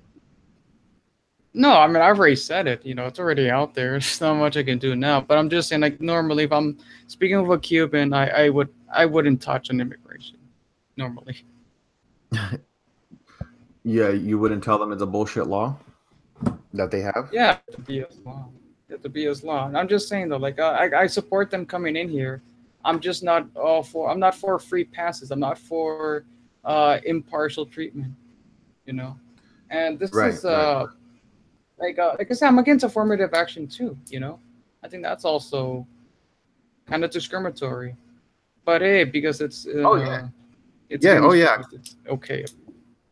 Yeah. Oh yeah. I mean, when I was, as someone who is Latino, when I went to school, when I went to college, to fill diversity quotas and stuff that they have, in affirmative action and stuff in school, like someone who is not who is white American, if they have if I have the same grades as them, I'm more likely to get in because I'm a minority or something. I think that's fucked up. I don't think that's right. I do think we should live in a meritocracy. So I never wanted to be that person like, oh yeah, this is so cool. Like I want to take advantage of that. Some people will see that and be like, oh yeah, that woohoo. Um, so that is interesting. Um, it's interesting too. Why do you think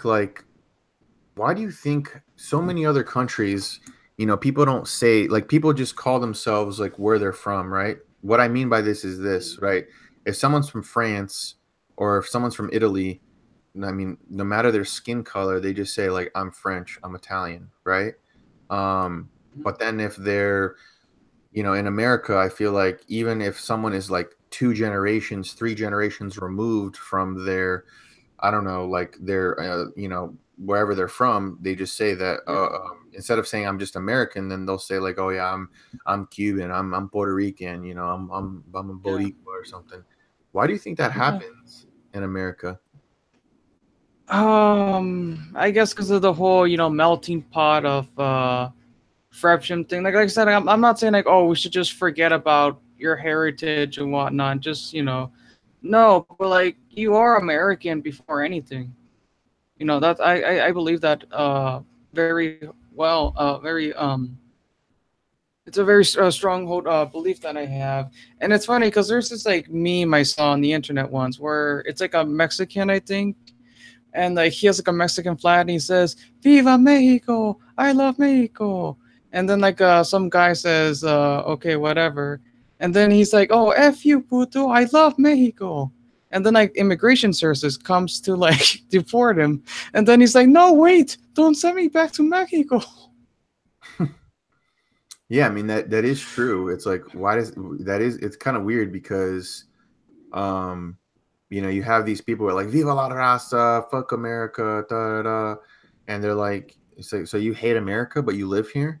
Like, you wouldn't want to go back to where you originally came from, right? Or where your parents, a lot of times where their parents are from. You have these younger people who, like, you're saying like, fuck America, oh my god, and viva la raza and stuff shit, and they're like they were Right. born in America, and it's like you would not survive one day, like if you're from certain many of these Latin American countries, with the I mean, I crime and stuff. definitely wouldn't. I'm so Americanized that I wouldn't survive a day at all, though. Not if I wasn't with my family or anything like that, or one of those It's expensive resorts. And even yeah, my mom, who was born and raised there, she doesn't want to go back there at all. yeah, of course, yeah. I mean, it's so funny. Like I always say too, like yeah, I'm Brazilian. I love my culture.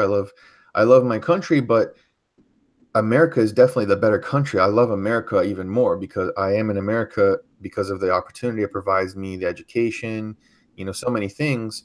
And yeah, I do not want to go live back in Brazil. There's people trying to come and live here in America, United States, because of the situation, because of the opportunity, think the privileges that we have here. Um, and when I do, it doesn't, and I do go back and visit Brazil, which is many things that a lot of people wouldn't do who live here because it's such a culture shock. I go back to where my grandma lives. She lives on a dirt road that we have to lock the windows and the doors at 8 o'clock because there could be some random dudes walking by the street with guns and shit looking for people still with their lights on and stuff. Um, when I go to the city, if I go anywhere, I look like a freaking hobo. I don't dress with any clothes. I don't speak English at all. I never speak English in front of people or anything to make anyone think that I'm Brazilian or think that I'm Right. American rather. I want to blend in. I'm going incognito, right? Because yeah, you do see these cases too in these countries and in Brazil where they'll like pull people over like certain red lights. You can't stop at certain red lights because they will park a car in front of you, pull out a gun, tell you to get out of the car, steal your stuff, maybe assault you. Who knows? It is a culture shock, and there's these things you have to know. You can't have a necklace if you're wearing a gold or silver necklace and you're walking around in the Yeah. streets. Um, Same thing in El Salvador. exactly. Yeah, you get it snatched. Um, Other things too, like running hot water, like that you never, that's not something in every household. AC, so many things. It's such a culture shock for people who like have to, who have to, who try to go visit there, or they don't understand. I have a So yeah, question. In Brazil, are there a lot of mosquitoes in Brazil? yes, there's mosquitoes in Brazil. Because when I went to El Salvador, the mosquitoes were basically eating me. Oh yeah, man, it's fucked. Like in any place around rainforest, around grass and trees and shit, yes, there's gonna be mosquitoes. Like there's so many, and it's fucking mind blowing. In the Amazon, there's so many different types of like mosquitoes and bugs that are undiscovered because like they're constantly evolving because a bug's life is so short. um their evolution is so much quicker, so they don't even bother to like specify certain bugs and certain things that are flying around there because they're evolving so much. And yes, it is, yeah, it sucks.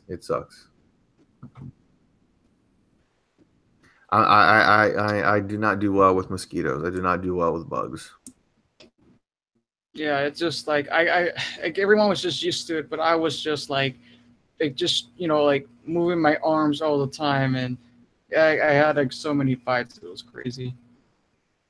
Yeah, yeah, yeah. It's that's what it is. Like we have many privileges. The fact that we have AC, like so many places, so many countries don't even have working AC and every certain buildings and stuff. And the main thing too with Brazil, I know it's the same with many other Latin American countries, is taxes. Is Brazil has some of the highest.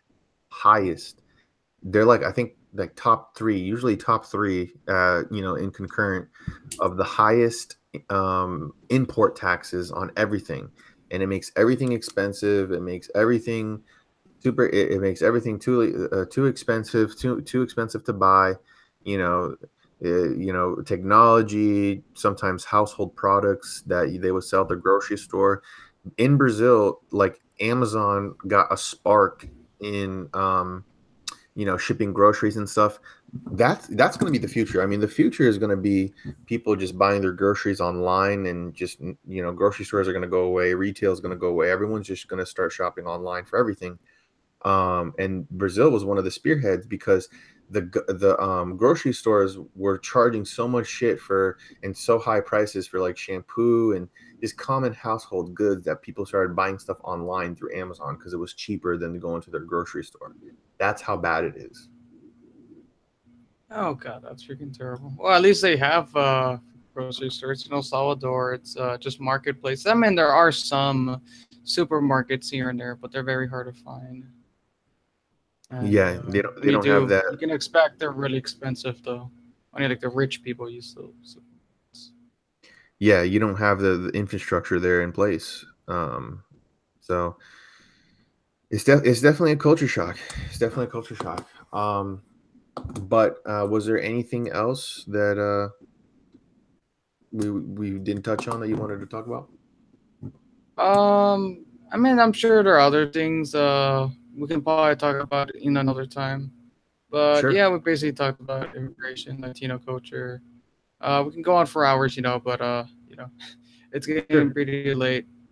But Um, if there's anything else you want to say, we can go on for just a little bit more.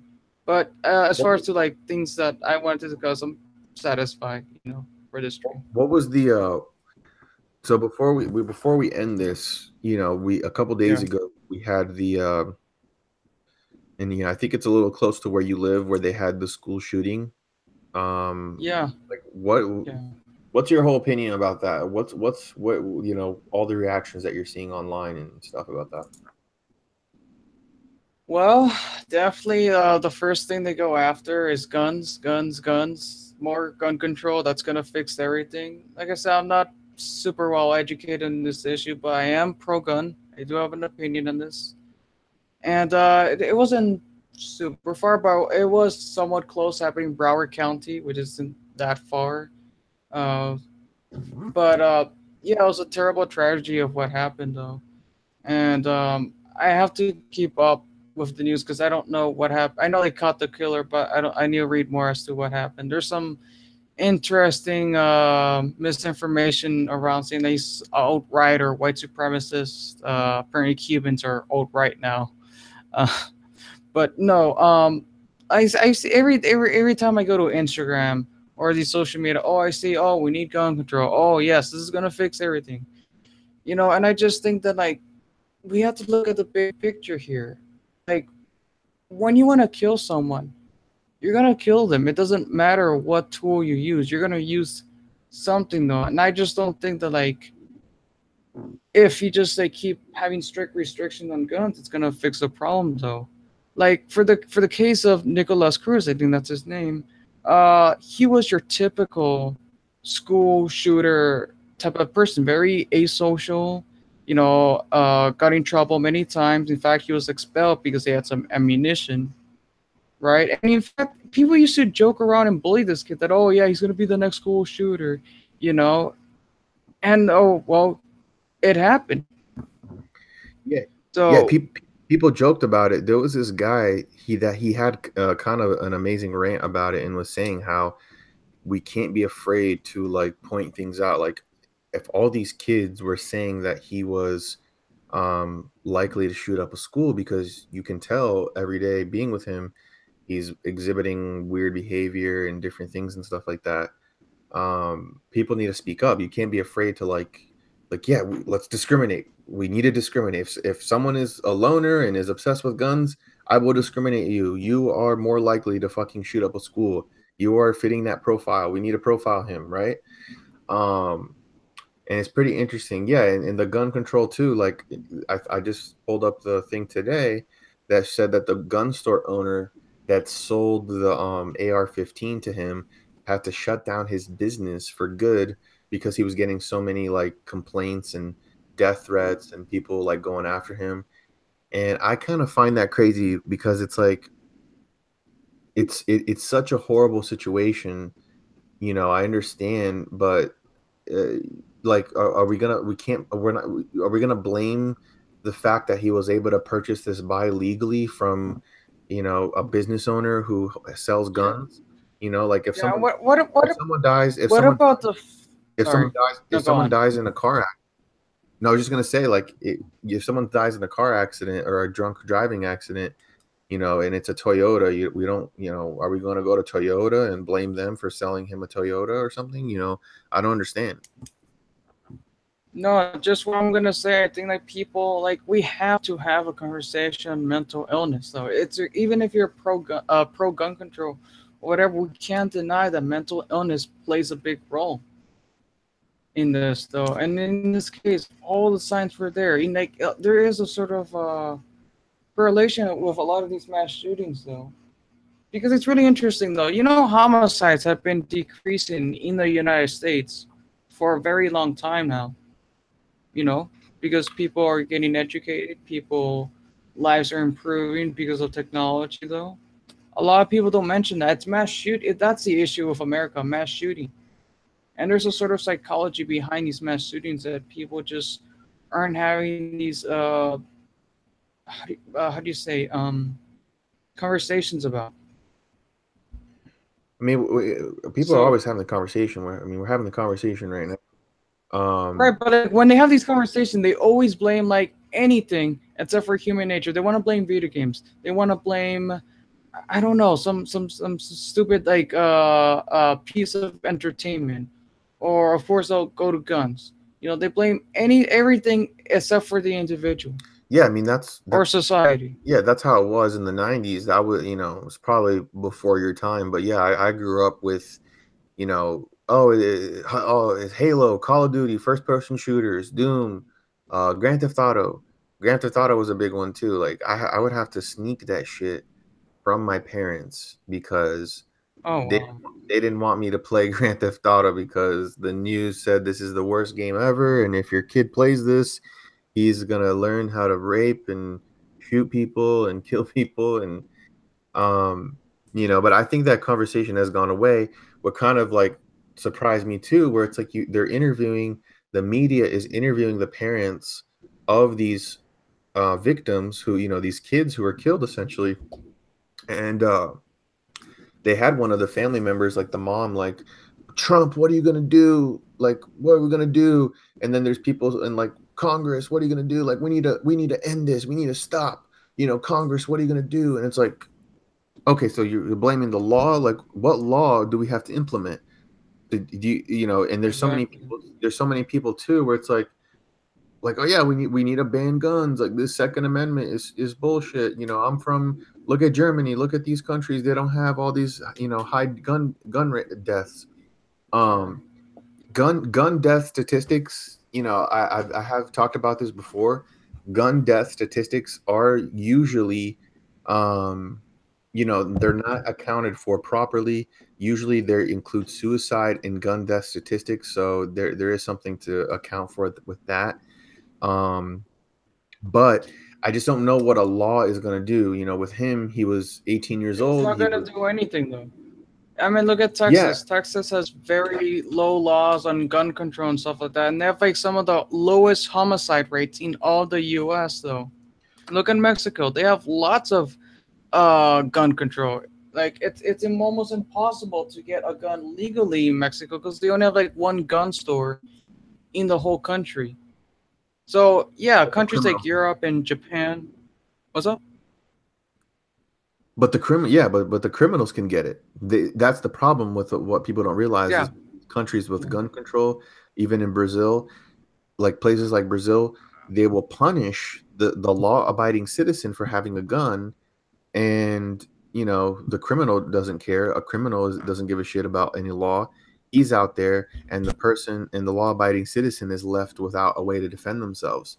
They were even showing um the case of that coach. I think his name is Aaron Feist.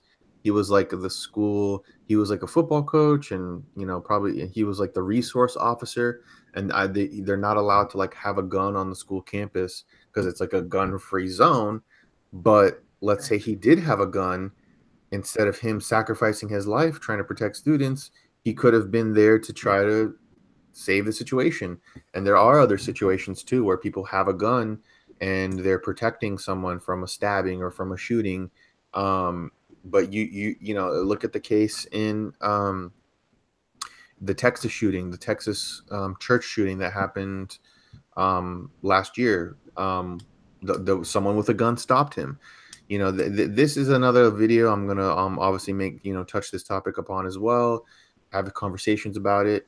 You know, anyone who's out there maybe watching, or I might, you know, try to find someone who you know, we are seeing a lot of people on social media now too, like we need more gun control, and you know, we need to, you know, we need gun control. Like there, I saw like an hour ago, 2 hours ago, um, you know, people having rallies and stuff in front of like Congress, and having not in Congress, but like different other um local like politicians' houses and stuff, and like, you know, talking about having these signs and stuff. We need gun control. We need to save our children.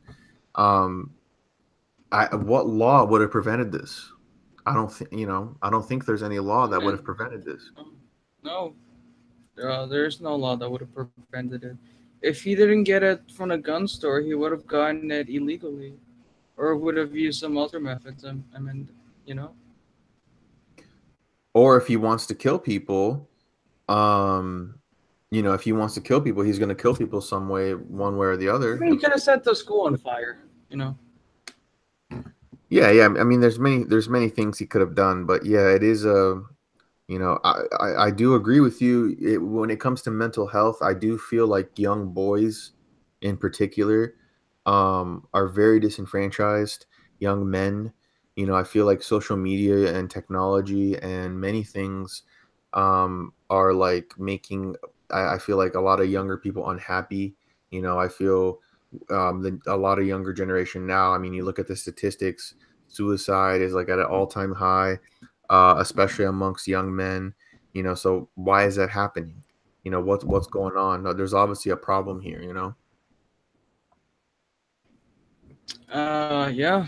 Like I said, this is an issue that I really want to get more informed on. Because it Sure. is an interesting phenomenon we have in the U.S. though. That even though homicides are much low, we do have really high rates of mass shootings and whatnot, and of course suicide is definitely a big issue as well. For sure, for sure. But I think we'll end it there. I don't know if there's anything else you wanted to touch on or Yeah, address. that's fine. That's all for tonight. Cool, cool. Anyone who's watching, so I haven't made a video in a couple, like a week or and a half and stuff. I'm definitely gonna come back strong. I just had some things going on in my life, and I also want to stream more. So anyone who's watching, if you wanted to come and stream with me or like have a conversation about something, I'm always trying to reach out to new people, trying to have conversations. I was actually in the process of trying to. I was messaging this like flat Earth proponent on Twitter. That Oh is yeah, something that that's all. really fascinates me too. Is this whole flat Earth thing about, and I talked about a little bit Red pill. with Also. red pill philosophy. I think that's an interesting topic because this is a huge growing community online. So I try to reach out to a couple guys on Twitter who like literally are part of a flat Earth society, sell T-shirts about it, go to conventions, and this is a very growing hot conspiracy. And I had some guy who maybe wanted to come and talk to me about it, but then just stopped talking to me. So we'll see what happens. But yeah, if you guys enjoy the stream, make sure to leave a like on this. Message me if you would want to join one of these, and I will catch you guys in the next video. Thank you so much.